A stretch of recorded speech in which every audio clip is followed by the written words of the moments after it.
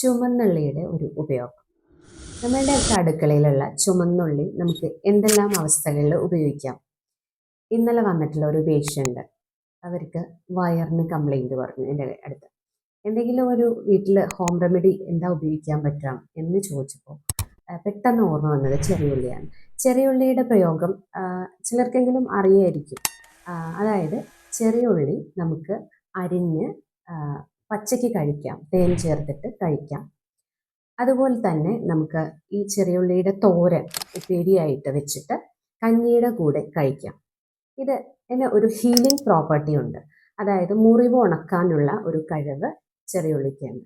നമുക്ക് വയറ് സംബന്ധമായിട്ട് വയറുവേദന, അതുപോലെ തന്നെ നമുക്ക് പൈൽസ്, അതുപോലെ ഫിഷർ പോലെയുള്ള അവസ്ഥകളിൽ ആ ഭാഗത്ത് ചെറിയ മുറിവുകൾ ഉണ്ടായിരിക്കും. ഈ മുറിവിന് കടച്ചിലും അതുപോലെ വേദനയും മുറിവ് ഉണങ്ങാനും ഒക്കെ നമുക്ക് ഈ ചെറിയുള്ളിയുടെ പ്രയോഗം ചെയ്യാവുന്നതാണ്.